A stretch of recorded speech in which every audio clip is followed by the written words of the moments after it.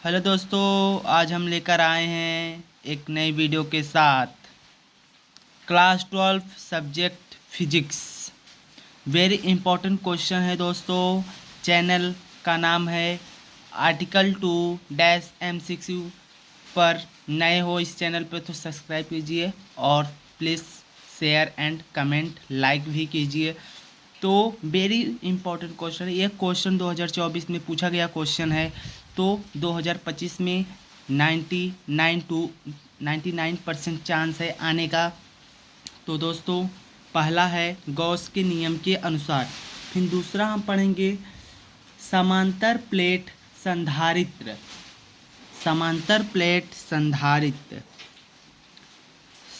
समांतर प्लेट संधारित्र।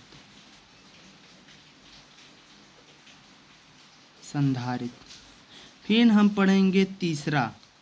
तीसरा है दोस्तों धारा तथा अनुमगन वेग के ओम का नियम। मतलब धारा तथा अनुमगन वेग के ओम का नियम क्या होता है, ये भी आ सकता है।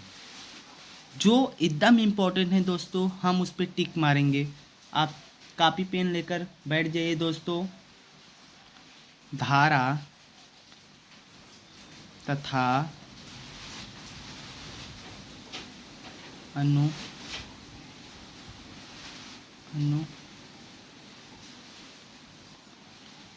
वेग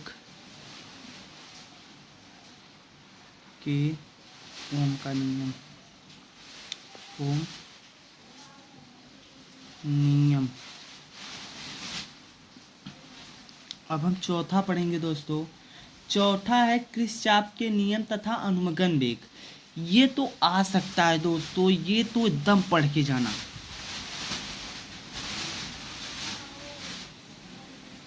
ये क्रिस्चाप के नियम तथा अनुप्रयोग।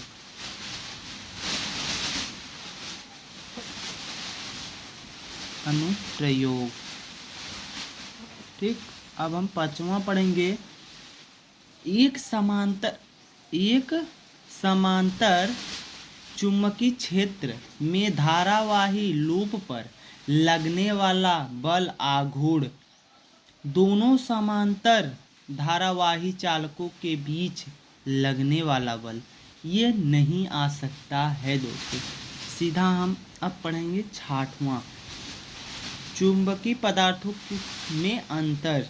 चुंबकीय और पदार्थों में अंतर, तो ये आ सकता है, ये आया था। चुंबकीय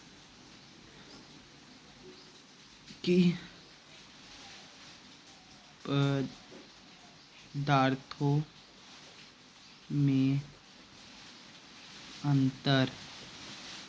ठीक दोस्तों, अब छठवां हम पढ़ेंगे।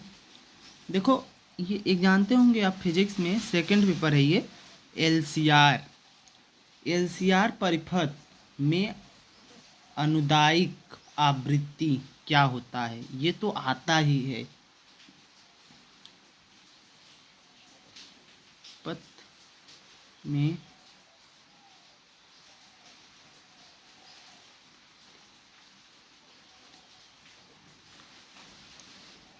आवृत्ति ये भी आता है दोस्तों। और सातवां तो एकदम इम्पोर्टेंट है, ट्रांसफार्मर। तो जानते ही हो आप सब, ट्रांसफार्मर आया था इस साल। ट्रांसफार्मर से तो एक दो क्वेश्चन भी आता है हल करने के लिए, ये भी इम्पोर्टेंट है दोस्तों। और ये एक देख लो, ये गॉस का जो है ये भी इम्पोर्टेंट है, ये भी इम्पोर्टेंट है, ज़्यादा इम्पोर्टेंट ये सब है। फिर आठवां हम दोस्तों पढ़ेंगे। आठवां है वैद्युत चुंबकीय तरंगों के उपयोग। ये भी आता है, वैद्युत चुंबकीय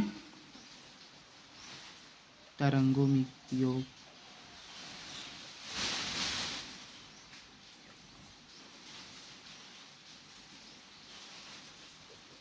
अब हम नौवां पढ़ेंगे दोस्तों। नौवां नौवां हम पढ़ेंगे गोली पृष्ठ के लिए अपवर्तन का सूत्र। ये भी पूछा था दोस्तों। गोली पृष्ठ के लिए अपवर्तन का सूत्र।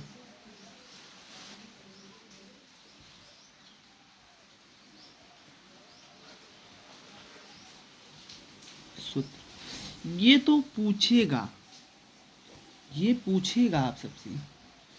और फिर देखो एक है सूक्ष्मदर्शी तथा दूरदर्शी, अंतर भी पूछ सकता है और मतलब इसके परिभाषा भी पूछ सकता है। सूक्ष्म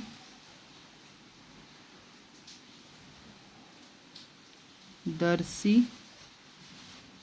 तथा सूक्ष्मदर्शी तथा दूरदर्शी अंतर तथा परिभाषा। ये 10वां होगा। 11वां तो वेरी इंपॉर्टेंट, ये तो पूछा था।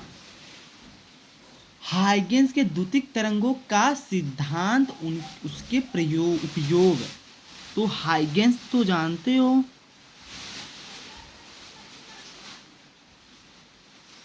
हाइगेंस की द्वितीयक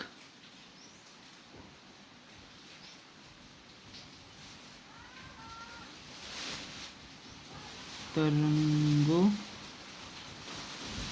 का सिद्धांत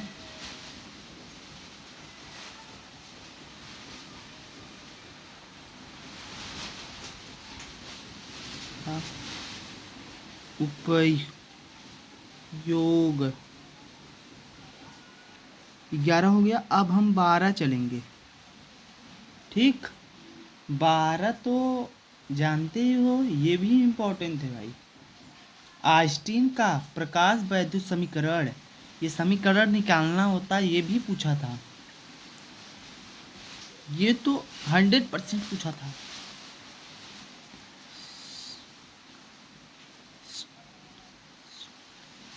आइंस्टीन का प्रकाश वैद्युत समीकरण, प्रकाश वैद्युत समीकरण, ये निकालना होता है समीकरण। और 13वां देख लो, एक हम बता देते रहे हैं, रदरफोर्ड का परमाणु मॉडल का व्याख्या भी करना होता है। ये आ सकता है इस बार।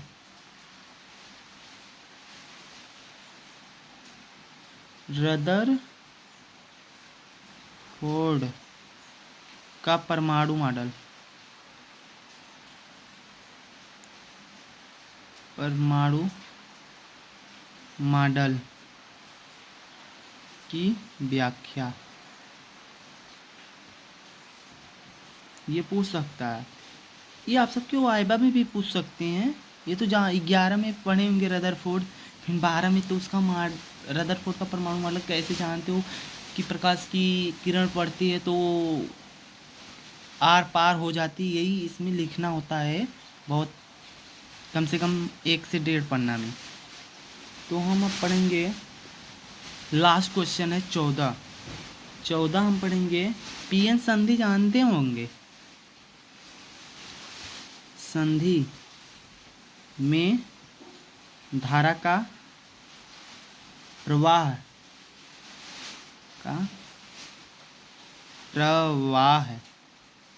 व इनके उपयोग।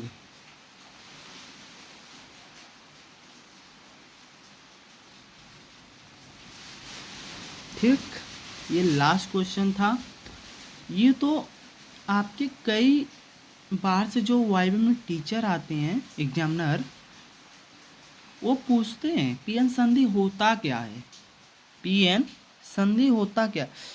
दोस्तों देखो, आप गॉस का नियम भी पढ़ लेना, समांतर प्लेट भी पढ़ लेना, और इधर देख लो एलसीआर भी पढ़ लेना।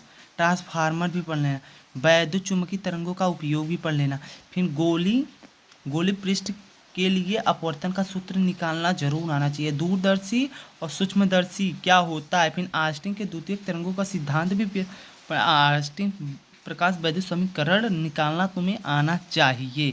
हेलो दोस्तों, आप सबको कोई भी डाउट हो तो कमेंट बॉक्स में कमेंट कीजिए, और प्लीज़ आप सबसे रिक्वेस्ट है कि